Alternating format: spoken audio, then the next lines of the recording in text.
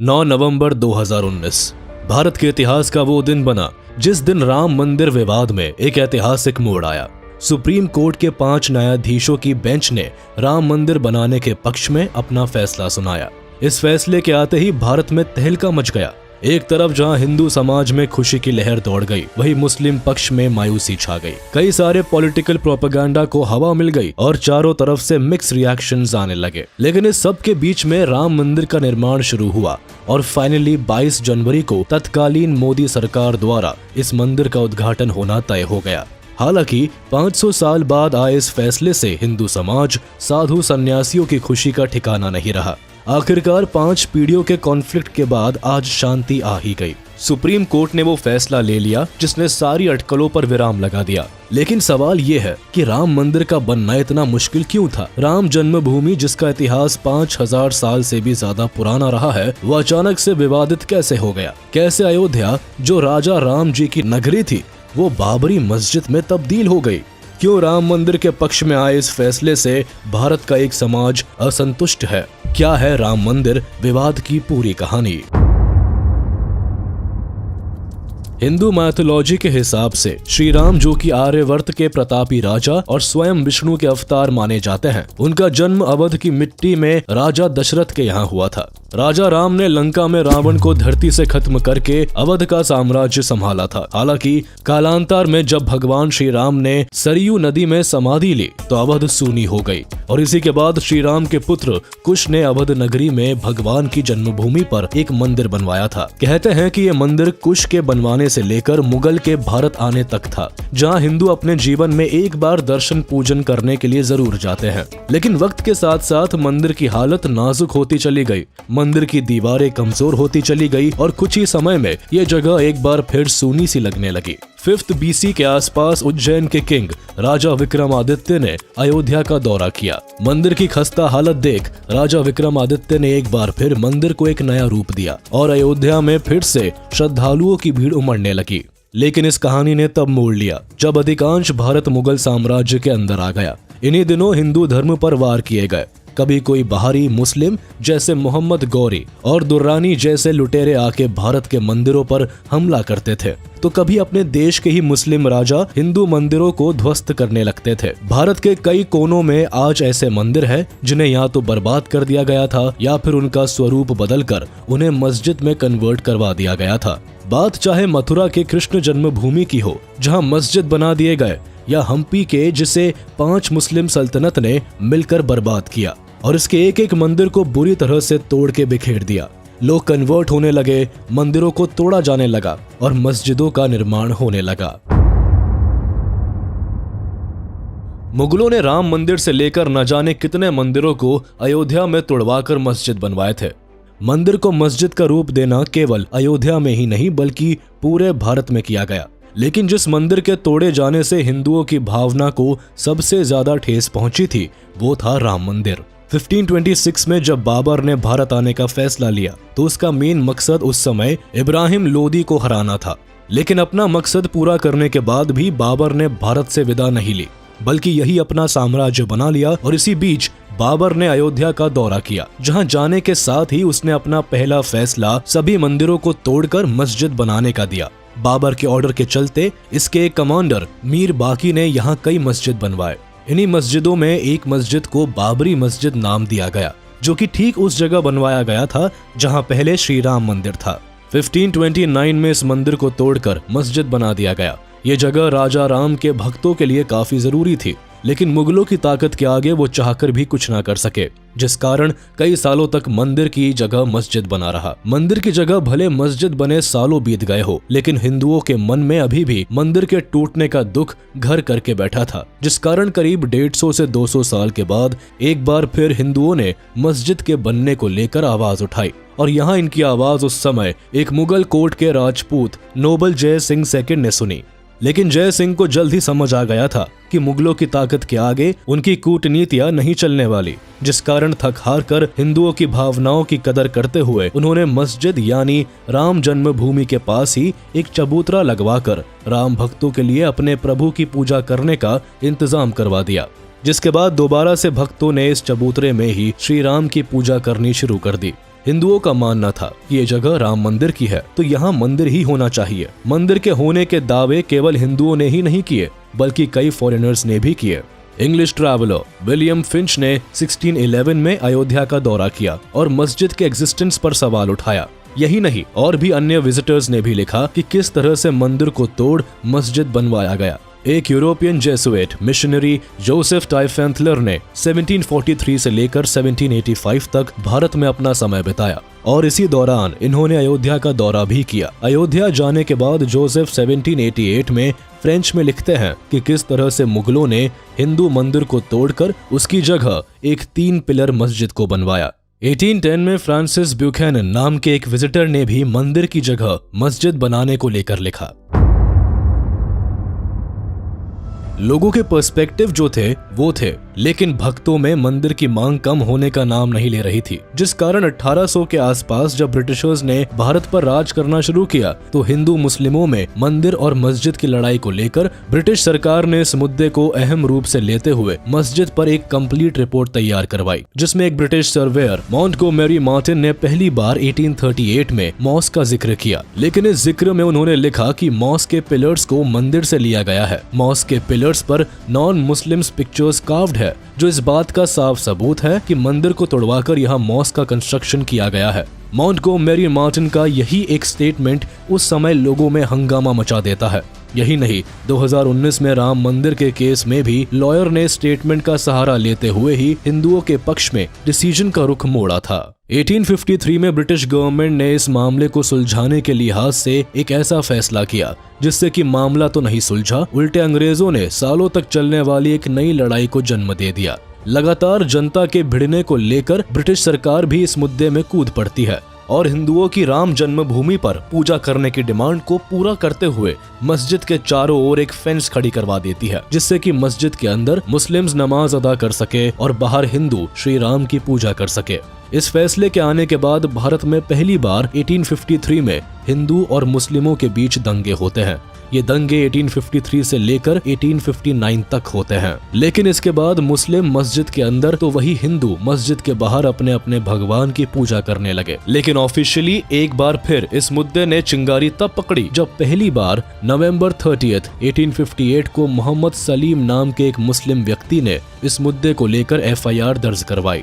सलीम ने पुलिस को बताया कि निहंग सिख्स ने बाबरी मस्जिद में अपना निशान इंस्टॉल किया है और साथ ही मस्जिद की दीवारों पर राम लिखा है। यही नहीं, उन्होंने मस्जिद के अंदर हवन और पूजा भी की है। इस एक कंप्लेन के चलते 1 दिसंबर 1858 को अवध की थानेदार शीतल दुबे ने कंप्लेंट को वेरीफाई करते हुए ये भी बताया कि पूजा और हवन के साथ साथ वहां एक चबूतरा भी बनवाया गया है। लेकिन अब तक हिंदू कम्युनिटी की तरफ से कोई कदम नहीं उठाया गया था। 1885 में पहली बार हिंदू पक्ष की ओर से महंत रघुबर दास ने फैजाबाद के सिविल कोर्ट में secretary of state for India in council के खिलाफ एक कंप्लेंट फाइल की। इस कंप्लेंट में रघुबर दास ने कोर्ट को बताया कि वो एक महंत है और उन्हें अपने श्री राम की पूजा करने के लिए एक चबूतरा बनवाने की इजाजत दी जाए, लेकिन कोर्ट ने रघुबर दास की इस डिमांड को खारिज कर दिया, जिसके बाद 1886 में 1885 के कोर्ट के डिसीजन पर एक और कंप्लेंट फाइल की गई, जिसके बाद कोर्ट ने मस्जिद वाली जगह पर अपनी एक टीम को भेजकर वहां का जायजा लेने को कहा। लेकिन इतना सब करने के बाद भी इस दरख्वास्त को खारिज कर दिया गया। इसी तरह कई और कंप्लेंट्स की गई, लेकिन किसी भी डिमांड का कोई असर नहीं हुआ और करीब 63 ईयर्स तक ये लड़ाई यूं ही चलती रही। हालांकि 1934 में अयोध्या में एक बार फिर हिंदू मुस्लिम राइट्स हुए और इन दंगों में हिंदुओं के द्वारा मस्जिद के एक स्ट्रक्चर का कुछ पोर्शन तोड़ दिया गया, लेकिन मामले को रफा दफा करते हुए ब्रिटिशर्स ने मस्जिद के टूटे हुए पार्ट को दोबारा ठीक करवा दिया। अब इस जगह मुस्लिम कम्युनिटी का ही बोलबाला रहा। हालांकि यहाँ कभी भी शांति बहाल नहीं हुई और इसी बीच 1947 में भारत को आजादी मिली। आजादी के साथ ही हिंदुओं की अपनी सरकार से राम मंदिर बनाने की उम्मीद भी ज्यादा हो जाती है, लेकिन सरकार उस समय कुछ नहीं करती। मंदिर को लेकर कोई डिस्कशन नहीं किया जाता, जिस कारण जनता अपनी सरकार से काफी डिसअपॉइंट भी होती है। हालांकि नेहरू सरकार के डिसीजन के चलते अब मस्जिद पूरे हफ्ते में केवल एक बार यानी शुक्रवार के दिन खुलती थी और बाकी के दिन बंद रहती थी। मस्जिद के बाहर वाले एरिया में अभी भी श्री राम की पूजा एक चबूतरे में होती और लोग दूर दूर से वहां के दर्शन करने आते रहते। पर अब इतिहास खुद को बदलने वाला था। सितंबर 23, 1949 को बाबरी मस्जिद में भगवान श्री राम की मूर्तियां मिली। हिंदुओं का कहना था कि भगवान खुद वहां प्रकट हुए हैं और अब वहां मंदिर बन ही जाना चाहिए। लेकिन वही उत्तर प्रदेश गवर्नमेंट ने वहां के डिस्ट्रिक्ट मजिस्ट्रेट के नायर को मूर्तियां हटाने का ऑर्डर दिया। लेकिन नायर ने इस ऑर्डर को मानने से ये कहकर इनकार कर दिया कि इससे हिंदू सेंटिमेंट्स को ठेस पहुंचेगी और दंगे भड़क सकते हैं। मस्जिद के तीनों पिलर्स में सबसे बड़े और बीच वाले पिलर के नीचे मूर्ति मिली थी। मूर्ति रखने के साथ ही भक्तों ने मस्जिद के अंदर ही श्री राम की पूजा अर्चना करनी शुरू कर दी। अगली सुबह आसपास के मुस्लिमों ने जब मस्जिद से घंटी के बजने की आवाज सुनी तो वो फौरन वहां कूद पड़े। हालांकि केवल मुस्लिम ही नहीं बल्कि हिंदू भी मस्जिद के बाहर बड़ी मात्रा में इकट्ठे हो गए। लोगों की भीड़ के चलते पुलिस तक इस बात की जानकारी पहुंची, लेकिन भीड़ इस कदर भड़की हुई थी कि पुलिस अगर कुछ करती तो सिचुएशन हाथ से निकल जाती, जिस कारण पुलिस ने चुप रहने में ही ठीक समझा। इस कारण सेम डे इस मुद्दे पर एक केस फाइल हुआ और मस्जिद पर ताला लगा दिया गया, जिससे ना हिंदू और ना ही मुस्लिम यहाँ अपनी अपनी पूजा कर सके। लेकिन मस्जिद पर केवल ताला लगा देने से ये केस शांत नहीं होने वाला था, जिस कारण जब तक मस्जिद पर ताला लगा रहा तब तक कई सिविल केस फाइल किए गए। ये केसेस हिंदू और मुस्लिम्स दोनों कम्युनिटीज की ओर से किए गए थे। 1950 सबसे पहले 16 जनवरी 1950 में हिंदू महासभा के गोपाल सिंह विशारद ने 5 मुस्लिम्स, स्टेट गवर्नमेंट और डिस्ट्रिक्ट मजिस्ट्रेट ऑफ फैजाबाद के खिलाफ एक सूट फाइल की और डिस्प्यूटेड एरिया के इनर कोर्टयार्ड में पूजा करने की डिमांड की। इस सूट फाइल का असर कुछ ऐसा हुआ कि उसी दिन सिविल जज ने एक ऑर्डर पास करते हुए हिंदुओं को वहां पूजा करने की इजाजत दे दी। हालांकि इसके बाद भी मई 25 को परमहंस रामचंद्र दास ने कुछ और मुस्लिमों के खिलाफ सेम केस में सेकंड सूट फाइल की। ये केस यूं ही चलता रहा, तब तक यहाँ टसल लगातार बना रहा। 1959 इसी सिमिलर केस की थर्ड सूट फाइल की गई। पूरे 9 साल बाद यानी दिसंबर 17, 1959 को इस सूट में निर्मोही अखाड़ा ने पूरी बाबरी मस्जिद वाले एरिया को ही अपने हक में मांग लिया। 1961 इसी केस के जवाब में 2 साल बाद यानी दिसंबर 18, 1961 को फोर्थ सूट फाइल की गई, जिसमें मुस्लिम वर्ग के सुन्नी सेंट्रल वक्फ बोर्ड ने सेम एरिया का पोजेशन मांगा। एक छोटी सी जमीन जस्टिस में होती देरी और लगातार खींचतान में सालों यूं ही बीतते रहे। 1963 अब सेम केस में काम करते हुए मार्च 20, 1963 में कोर्ट ने पूरी हिंदू कम्युनिटी को अपनी राय रखने को कहा और एक लीगल नोटिस जारी करते हुए हिंदू महासभा, आर्य समाज और सनातन धर्म सभा को इस केस में मुस्लिम वर्ग के डिफेंडेंट के रूप में अपनी कम्युनिटी को रिप्रेजेंट करने को कहा। केस कोर्ट में यूं ही चलता रहा, लेकिन अगले 2 दशक तक इसमें कोई बड़ा डेवलपमेंट नहीं हो पाया। 1984 में द अयोध्या मूवमेंट शुरू हुआ, जिसे मेनली VHP यानी कि विश्व हिंदू परिषद के कार्यकर्ताओं ने शुरू किया था। इस मूवमेंट का मेन मकसद पूरे भारत में राम मंदिर के इतिहास और इसके स्ट्रगल्स का अवेयरनेस फैलाना था। इन्हीं दिनों इस आंदोलन को गोरखपुर के महंत अवैधनाथ ने लीड किया था। भारत के कई बड़े हिंदू संगठन और नेताओं ने इस आंदोलन को खुलकर समर्थन दिया था। इस मूवमेंट ने काफी हलचल मचाई और अगले कई सालों के लिए राम मंदिर की लड़ाई को फ्यूल दे दिया। 1989 ये एक ऐसा साल बना जब राम मंदिर डिस्प्यूट ने एक नया मोड़ ले लिया। ऐसा माना जाता है कि राजीव गांधी की सरकार ने इस साल बाबरी मस्जिद को हिंदुओं के लिए खोल दिया और उन्हें पूजा करने की और मंदिर बनाने की परमिशन ग्रांट कर दी। हालांकि राजीव गांधी का कहना था कि उन्हें इस बात की जानकारी तब हुई जब इस मस्जिद को हिंदुओं के लिए खोल दिया गया। इसी बीच 1 जुलाई 1989 को फॉर्मर इलाहाबाद हाई कोर्ट जज देवकी नंदन अग्रवाल के द्वारा 5th सूट फाइल की गई। इन्होंने इस सूट को फाइल करते हुए रिक्वेस्ट की कि बाबरी मस्जिद का पूरा एरिया राम टेम्पल को सौंप दिया जाए, जिससे वहां श्री राम का मंदिर बनाया जा सके। लेकिन इस रिक्वेस्ट के डिफेंडेंट बनकर शिया वक्फ बोर्ड ने भी एक सूट फाइल कर दी। एक तरफ जहां लगातार कई हिंदू कमिटीज मिलकर राम मंदिर के लिए लड़ रही थी, तो वहीं मुस्लिम्स की ओर से भी कई कमिटीज और ग्रुप्स बनाए जा रहे थे और इन्हीं कमिटीज में से एक को नाम मिला बाबरी मस्जिद एक्शन कमेटी। इस कमेटी में कई मुस्लिम्स एक साथ मिलकर मस्जिद के सपोर्ट में खड़े हो गए। लगातार बातचीत के बीच जुलाई 12, 1989 को इलाहाबाद हाई कोर्ट ने एक ऑर्डर पास किया, जिसमें सभी 5 सूट्स को हाई कोर्ट के 3 जज बेंचेस को ट्रांसफर करने को कहा गया। अगले ही साल इस कहानी में एक नया मोड़ आया। 1990 एक तरफ जहां कोर्ट में राम मंदिर और बाबरी मस्जिद को लेकर टकरार चल रही थी, तो वहीं दूसरी ओर जनता से लेकर बड़े बड़े लीडर्स भी इस मुद्दे को लेकर काफी सीरियस होते जा रहे थे। कुल मिलाकर इस समय तक ये केस एक नेशनल मुद्दा बन गया था, जिस पर आम जनता से लेकर नेशनल मीडिया तक की नजर थी।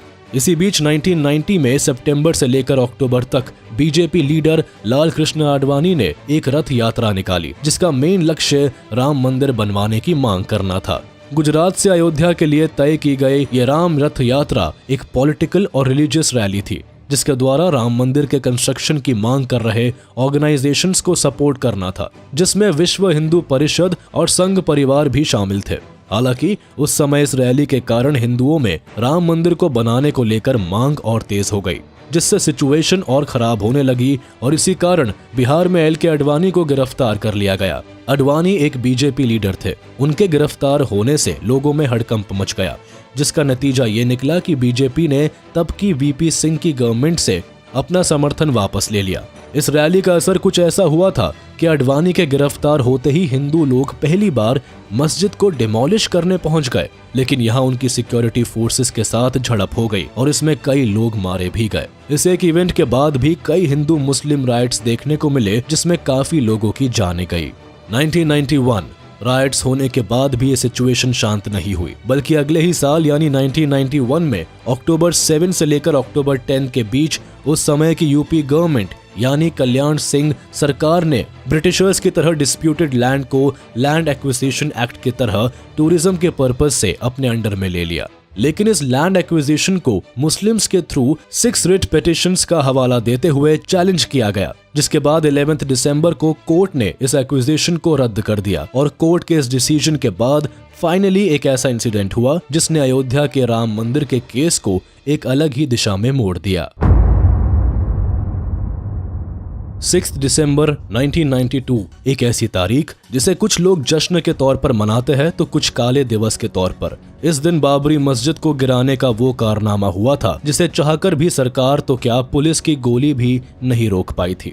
अगर लाखों लोगों को मंदिर बनवाने के लिए अपनी कुर्बानी देनी पड़े तो बेशक वो देंगे। ये शब्द कई हिंदू और बड़े लीडर्स के थे जिनका मस्जिद की दीवारें गिराने में बड़ा हाथ था। इस दिन सालों से मंदिर के लिए चली आ रही लड़ाई को लड़ने एक दो नहीं बल्कि करीब 2.5 से 3 लाख के आसपास लोग अयोध्या पहुंचे थे।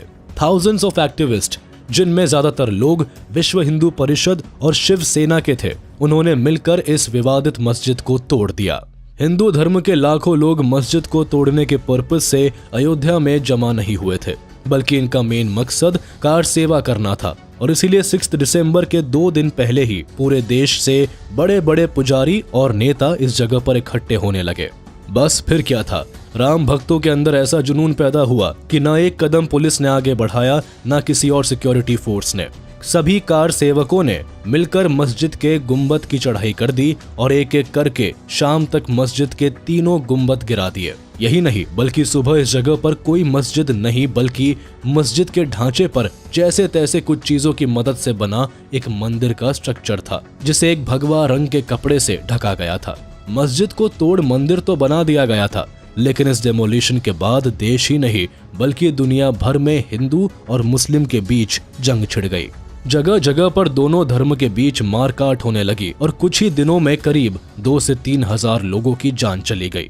यही नहीं, भारत के बाहर यानी पाकिस्तान, बांग्लादेश और अफगानिस्तान जैसे देशों ने अपने देश में कई हिंदू मंदिरों को तोड़ दिया, हिंदुओं की दुकानों में आग लगा दी और कई हिंदुओं को जान से खत्म कर दिया। बाबरी मस्जिद डेमोलिशन के वक्त सेंट्रल में कांग्रेस की सरकार थी, जिसने डेमोलिशन के वक्त कार सेवकों पर गोली चलाने तक की इजाजत दे दी थी। इस गोलीबारी में भी कई लोगों की जान गई। देखा जाए तो सरकार को पहले से ही आशंका थी कि 6 दिसंबर को अयोध्या में कुछ बड़ा होने वाला है, जिस कारण बार बार सेंट्रल यूपी सरकार को यूपी में प्रेसिडेंट रूल लागू करने को कह रही थी। हालांकि उस समय यूपी के सीएम कल्याण सिंह ने सरकार को भरोसा दिलाते हुए कोर्ट में हल्फनामा भी दिया था कि चिंता की कोई बात नहीं और वो कुछ भी ऐसा वैसा नहीं होने देंगे। लेकिन लेकिन जब हिंसा भड़की और बाबरी मस्जिद को तोड़ा जाने लगा तो कल्याण सिंह ने पुलिस को साफ तौर पर कार सेवकों को हाथ तक न लगाने के इंस्ट्रक्शंस दिए थे। इस हिंसा के बाद इससे पहले सरकार कल्याण सिंह से उनका इस्तीफा मांगती,